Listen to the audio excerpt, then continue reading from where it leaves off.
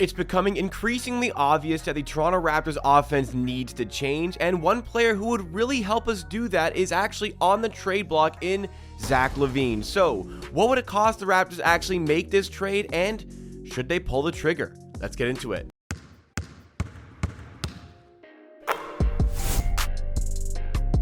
This is Amateur Hour Sports, the YouTube channel that is completely dedicated to providing you with Toronto Raptors coverage and analysis in videos just like this, as well as live stream watch parties for Raptors games and added on YouTube shorts. To keep up to date with all of that content, make sure you're subscribed to the channel, helping me on the road to 16,000 subs, and remember to smash that like button to really support the video. Let's try to hit 200 likes on today's video.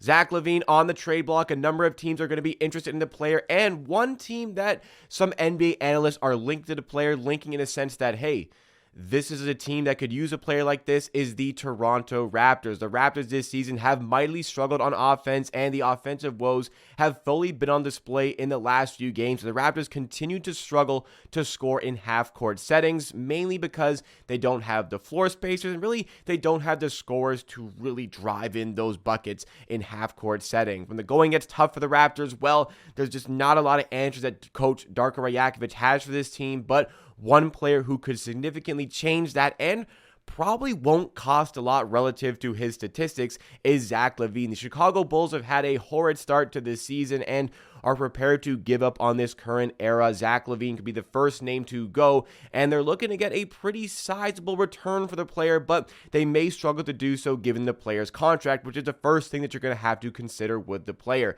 Zach LaVine this season is going to be making $40 million, but the next 3 seasons, it really doesn't get any better. That figure climbs to $43 million next season. The season after that, it climbs to $46 million, and in the 26-27 season, a 31-year-old Zach LaVine has a player option worth $49 million. Now, I don't know what kind of player Zach LaVine is going to be when he's 31 years old, but I would find it very hard to believe he would turn down that $49 million player option at the end of this mega 5-year deal he signed with the Chicago Bulls. So, a lot of teams might be interested in the player, but how valuable is Zach LaVine actually going to be? Because you have to remember, this is an expensive contract, and it's an expensive contract to the point that it's going to draw some teams away, and maybe the Bulls have to lessen their asking price for teams to actually take on this contract from LaVine. Because even though we know how gifted of a scorer he is, he has a tremendous three-point game, and he is a bit of a mid-range assassin, one of the many of these dying breed of NBA players who are mid-range assassins. This player certainly knows how to score, but beyond just the scoring part of his game, there isn't a ton that he really has to offer, specifically on the defensive end. Zach LaVine is very much a defensive liability, so if you have a team that can hide a player like that, fully go for it. Maybe the Raptors can fit themselves into that category, but you have to understand these deficiencies associated with the player. And if you're going to be paying him $40, $43, $46, $49 million, you really want to have your star players, which Zach LaVine would be. Like, this is the type of contract you'd be giving to a co-star. At least that's what you'd want Zach LaVine to be, a co-star with this sort of contract figure.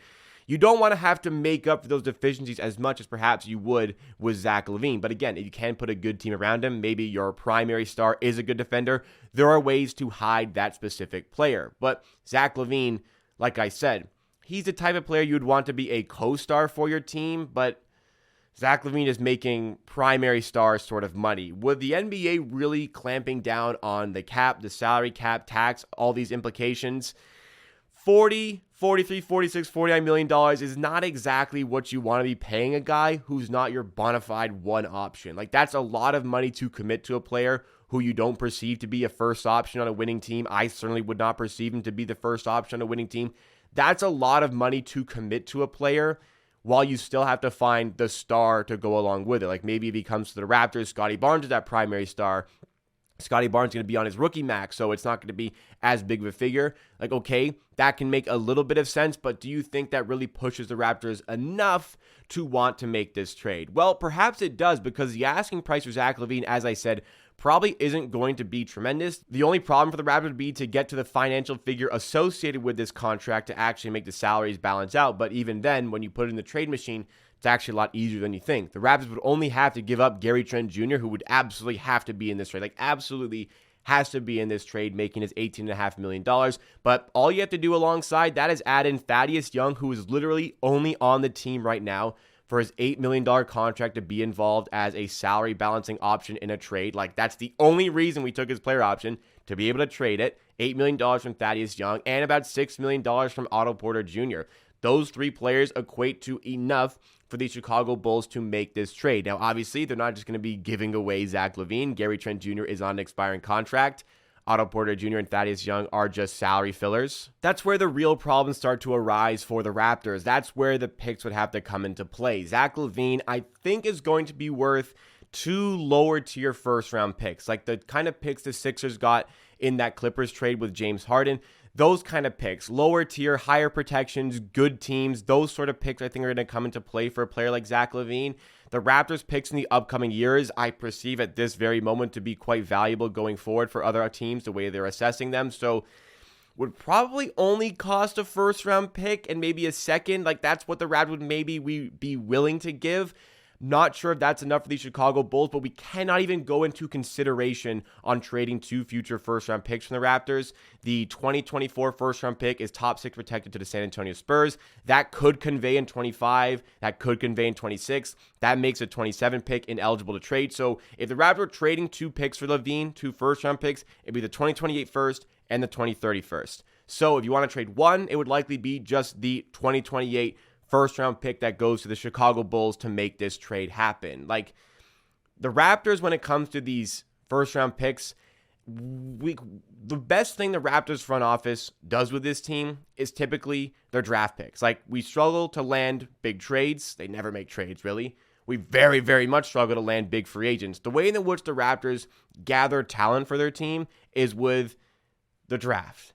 But we keep trading away our first round picks, so you might find it a little bit difficult to convince me for the Raptors to actually go out and make this trade by trading away more first-round picks, because the Raptors don't have their pick this year, and they're in this sort of middling phase here. We're hovering around 500. It feels like that's going to be the case for the majority of the season. You would really want to have that first-round pick to fall back on for this season so that you can equip some more talent for this team, but like I said, we gave that away last year at the trade deadline. But people keep talking about this top 6 protection on the pick. Like, what if the Raptors are bad enough that that top 6 protection comes into play? Like, okay, very rare. The Raptors are too good likely for that to come into play to be a bottom 6 team. Then you have to get lottery luck, by the way, and stay in the bottom 6. But even if, let's say, somehow the Raptors are in the bottom 6 after the lottery and they actually are able to use their pick this season, well, guess what?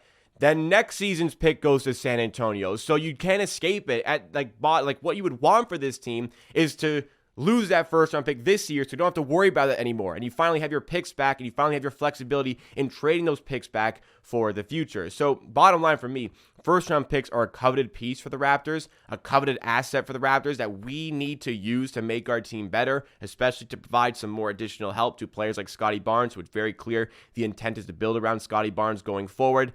And I'm not so sure if going for Zach LaVine truly makes enough sense for this team. Going for Zach LaVine right now as well, with just so much uncertainty associated with your team, seems like a very ill-fated decision. Because even if you do bring in Zach LaVine, now you have to worry about still Siakam as an upcoming free agent. OG Anunoby is an upcoming free agent. Gary Trent Jr. you no longer have to worry about. But I think if you bring in Zach LaVine, then your ability to hang on to Pascal Siakam significantly diminishes. OG Anunoby, maybe there's more of an incentive for him to stay at that point, but also associated with that, OG can choose to walk if he wants to. OG is eligible for a $43 million a year max extension at the end of the season.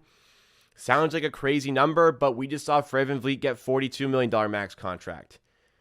If the Raptors aren't prepared to go in the range of that number for OG, there's a distinct possibility that another team will be. I'm not saying for sure, but I'm saying there is a very good chance a team is going to assess OG as a coveted piece to their championship puzzle. That team could be the Philadelphia 76ers, and make that offer for OG to lure him in and put him on their organization. So teams that are at a closer stage towards contention phases can do that with OG. But when it comes to Zach LaVine, yes, he's making that sort of money, but you'd have to consider the long-term plan here. In the short term, Bringing Zach LaVine this season with the players I outlined, like, yeah, that's a great team. That's Barnes at the 1, LaVine at the 2, OG at the 3, Siakam at the 4, Pearl at the 5. Dennis Schroeder, your 6th man off the bench. Adds a little bit of extra depth to the team as well by having Dennis Schroeder coming off your bench. That's a likely top 4 team in the East. That's probably bare minimum a top 5 team in the East. But I don't think that team is equipped enough to compete with the likes of Boston or Milwaukee, and certainly the Sixers the way they're playing right now. So it doesn't really get you over the line this season. And long-term implications, you still struggle to maintain Siakam and OG Anunoby for the future. That is a huge problem going forward in terms of asset management. And you're committing all of this money to Zach LaVine when I don't even think he's as good or as valuable to a team as Pascal Siakam is. Like, Zach LaVine's a great player, but on that contract, I'd rather be paying Siakam that sort of money than paying Zach LaVine that sort of money. To be honest, I'd rather not be paying either of them that money given the current situation with this team for the Raptors going forward.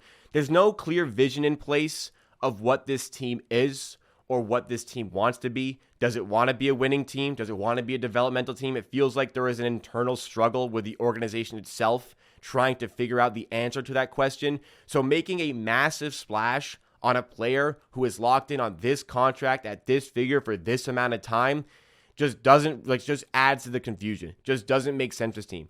We need to figure out as an organization, the front office needs to figure out as an organization what they want this team to be going forward, what they want it to be right now.